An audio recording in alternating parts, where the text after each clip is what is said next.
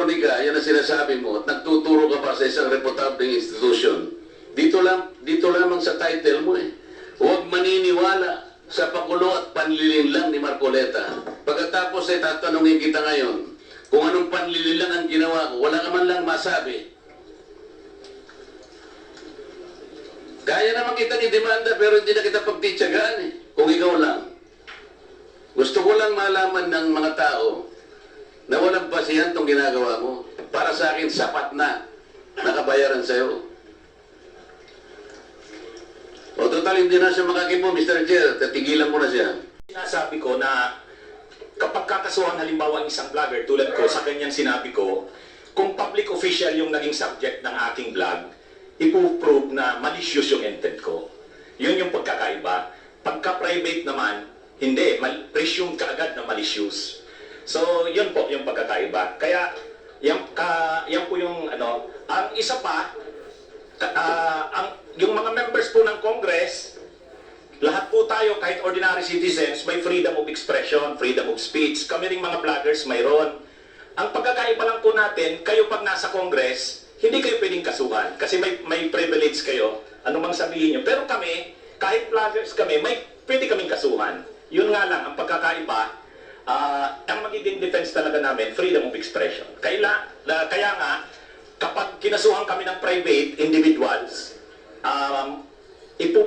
ipuprove nung malicious kaagad ang presumption. Pero sa public figures, ipuprove na may actual na malis kami sa sinabi namin. Yun lang po. Hanapin ko.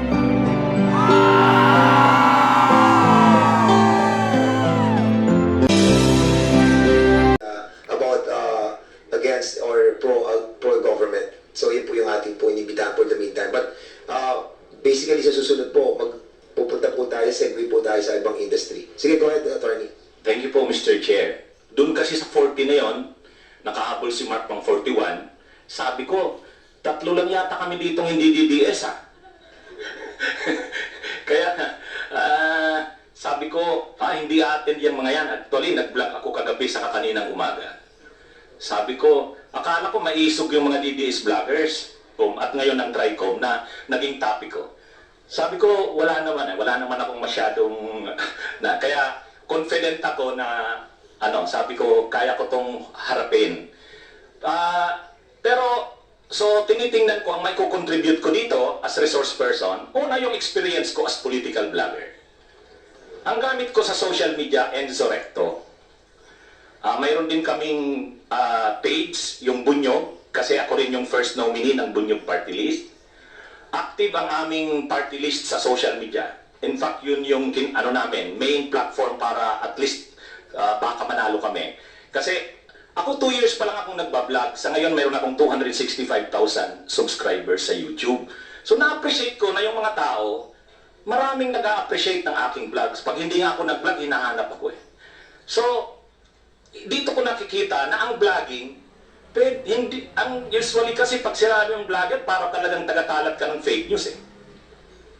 Pero ako hindi ako nahihiya na sabihin na vlogger ako. Pag nagpapakilala ako, pinapakilala ko talaga ang sarili ko na vlogger. Kasi hindi ko nakikita na ang vlogging ay masama. Siguro kung may gumagawa man yan, sila lang yon. Pero ang internet kasi, ang social media, ang cyberspace, magagamit natin sa kabutihan ng bayan. Pero magagamit mo rin siya sa kasamaan. Ako, nakakaya naman, nagtuturo ako sa Ateneo, College of Law, Constitutional Law, tapos magiging tagakalat ako ng fake news. So, hindi. Ako natutuwa ako, alam nyo sa isang araw, 9 ang videos kong kinikreate. In just 2 years, 9,500 videos ang create namin. Kasi may channel ako, maraming channels na yan. Nag-hire na ako ng mga staff ko sa channels ko. Kasi gusto ko talagang ma-educate ang tao sa mga current issues and events.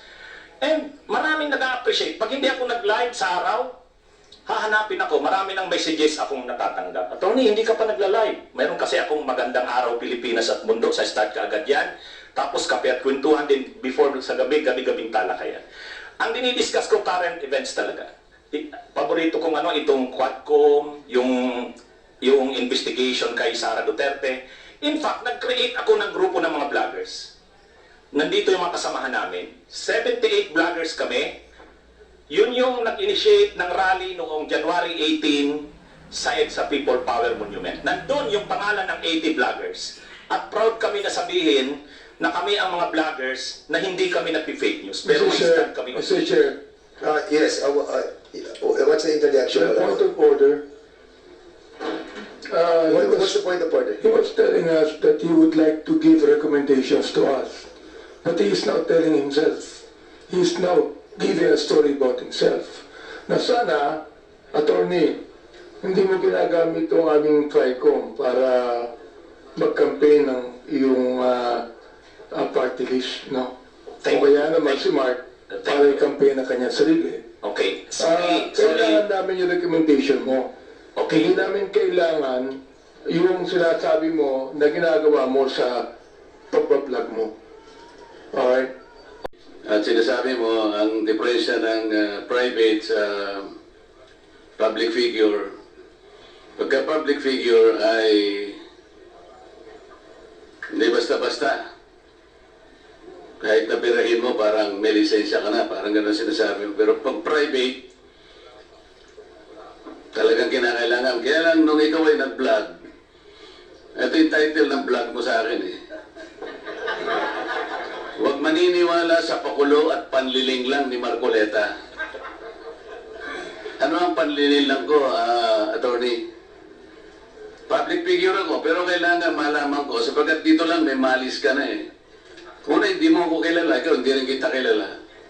Pero dito lang sa title na title pa lang, huwag maniniwala sa pakulo at panlilin lang ni Marcoleta. Attorney, kahit kailan wala akong nilinlang na mamamayan ng Pilipinas. Wala kang karapatan na akusahan mo ako ng ganito. Kung ang pinag-uusapan ay gusto mo lang mainformahan ng mga nagpa-follow sa iyo kung sino-sinong maraming nagpa-follow. Pwede mo ba sagutin ito muna? Ano yung panlilin lang na sinasabi mo rito? Marami na po kasi akong naging hindi ko ano yung particular na Ito pakikita ko sa'yo, ayan hindi ko po alam kung anong particular doon na Attorney, gumawa ka ng vlog. yes po, ako po. Responsibilidad mo sa public ito, lalong-lalo na yung naniniwala sa'yo. Hindi ko maniwala kung paano mo silang napaniwala. Pero itong sinabi mong ito, may pakulo ako at panlilin lang. Ito yung sagutin mo, hindi ako naniniwalang hindi mo naalala ito. Mr. Chair? Mr. Chair?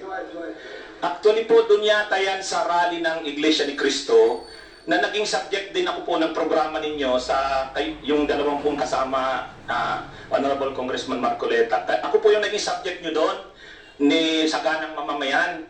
Kasi ako yung nag-comment na sabi ko, dapat yung Iglesia ni Cristo kung talagang malaki yung mobilization nila, doon nila gawin sa Luneta, huwag sa Liwasan.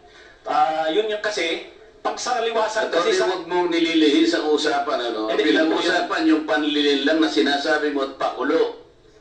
Walang kinalaman yung rally ng INC dito. doon ko po kita, Honorable Congressman. Anong panlilin lang ang ginawa ko doon sa rally? Yung po yatang speech nyo doon Hindi sa pa stage. yata, kailangan siguruhin mo. Nagsalita ko doon, anong parte ng speech ko ang nilinlang ko ang mamamayang Pilipino? Honorable Congressman Marco, yung reaction ko po yata, yung speech nyo po doon sa Ano stage. ba? Kung alam mo yung speech ko, ano yung panlilinlang doon? Tingnan ko po dito sa ano ko, kung ano yung... Ang dami ko na po kasi naging content tungkol sa... Hindi ganun. Ako kapag ka sinabi ko, alam kong pinagbabasihan ko. Kahit matagal na yon, maaalala ko. Pag nilinlang ako ng isang tao, alam ko. Problema sa inyo, hindi ko nilalat ng vloggers, Ako, hindi ko minamasama yung vlogs. Yan ay part ng ating free speech. Expression. At yan ay ginagaranti ng ating saligang batas. Totoo naman na kapag ka public figures, hindi dapat balat sibuyas. Hindi kagaya ng balat sibuyas ni Kong Barbers, alam ko yan. Pero hindi nangangahulugan. Kailangan i-establish ninyo. I-establish mo. Ikaw ay abogado pa rin, kagaya na sinasabi mo, nagtuturo ka pa sa isang reputableng institusyon. At pagkatapos, tinatanong ko lang ngayon, ikaw ang nagbablog, Basta po tungkol po talaga yung naging topic ko po kayo tungkol dun sa rally ng Ano nga yung sinabi ko sa rally na nanilang ako ng Pilipino? Wala ka man lang maisip. Ito yung uri mo na hindi kailangan talagang nagbablog eh. Nami-mislead mo yung mga tao, nililinlang mo yung mga tao. Ang dahilan ay hindi mo man lang masabi kung ano yung aking mga panlilinlang na sinasabi mo rito. Pakulo at panlilinlang. Hindi ganyan yung mga vloggers na kilala ko. Yung mga vloggers umaatake rin sa akin, pero hindi ako balat sibuyas. Sapagkat may basihan ang kanilang sinasabi. Yung pinag-uusapan siguro namin dito. Gusto na niyang tingnan siguro kung ano yung mga seats ng mga aming pinag-uusapan dito. Hindi ako balat sibuyas, pero ito, wala akong makitang panlilang na ginawa ko sa ating mamamayan. Ikaw, ang lakas ng loob mo na mag-vlog. Abogado ka pa naman. O ano? Gusto, panoorin ko po mamaya itong ano, kung ano Ay, ang hirap sa atin, Mr. Chair eh.